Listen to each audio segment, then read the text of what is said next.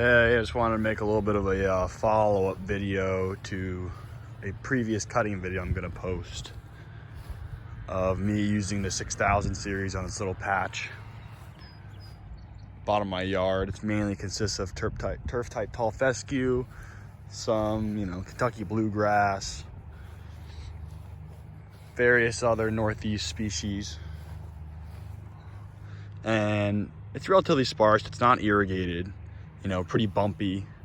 Got a lot of patchy areas that really does not help any machine keep a consistent cut on this at all. Really disturbs the seal on the turf and makes it difficult for any brand mower. I mean, I've tried now 7 different brands, ranging from Ferris, John Deere, Exmark. As you can see, I'm running Toro. Skag, you name it, I've tried it on this, and nothing has been able to cut this field. It's not really a field, but plot of turf in one pass clean. It's too sparse. There's not enough density, and nothing has really the airflow or the consistency to do it. Now, this is my 2nd year with Toro. I finally have been able to, with my wacky garage floor, level this deck, and as you can see, the result is just phenomenal. It really has cut this clean. These are not actually the same stripes. These are previous week stripes. From this side is the angle actually went. The stripes are pretty good. I mean, this is nice grass, so yes, it's going to stripe better than, say, a weedy yard. But as long as you go fast enough is the key.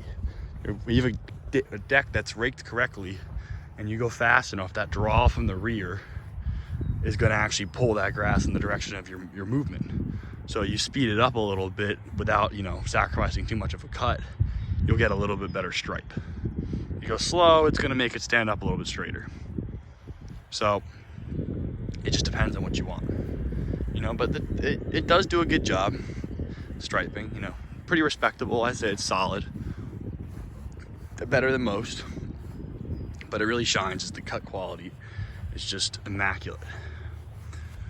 And this is really, really wispy, sparse grass that's just not consistent at all. You can see it. Run my foot. I love to run my foot through to see if I can pick anything up. Check it the next day, and it gets basically all of it.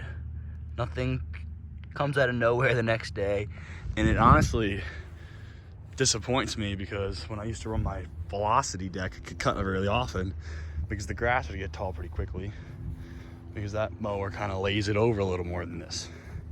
So this I cut less because it gets all of it, and it grows slower because it gets all of it.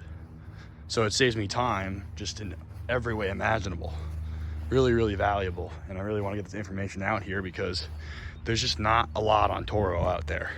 When I was looking into buying this machine, go to the machine, you couldn't really find information. You'd find overviews on the machine. People said they liked it, but they never really compared it to any other brands. Everyone who owned it seemed like they'd only own Toro and come from, say, a Cub Cadet residential mower, and didn't really have any meaningful information for it to compare anything to. But having used, I try to cover every major brand that's in the conversation for cleanest cut. So far, the only one I'm missing, which is not of vital importance to me, is I don't like the design and the maintenance required with them, are Walker. I hear they cut phenomenally, and I think that's going to give this for a run for its money. But I don't know for sure. I have to get a demo, and I'm very capable of doing so, and I may. We'll see. Haven't decided yet.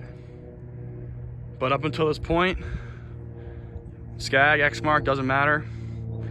The Turbo Force, if you have that deck leveled and the enough oomph in your engine.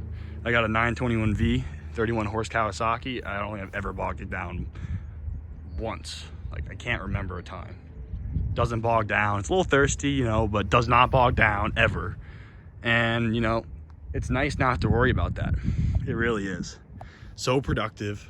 And that really does help this deck, in especially tall grass or wet grass. It doesn't stick as bad, and it helps it discharge it further it will throw at a consistent, you know, basic almost 3 passes, 2.5, 3 passes.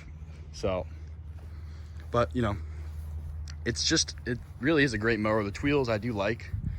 I had to re-level the deck as it raised up the mower, maybe 1/2 inch. So I had to basically drop the rear and, you know, readjust it. I use the course adjustment.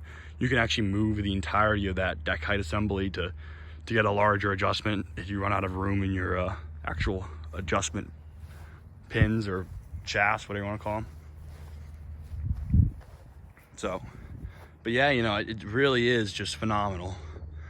And people always compare Toro Exmark, but I think unfortunately a lot of times the decks are either, you know, messed up in transport, whatever the case may be, and people, when they level them on the garage floors, don't know because it's difficult to tell if you have full equal ground pressure, and oftentimes you end up misleveling things.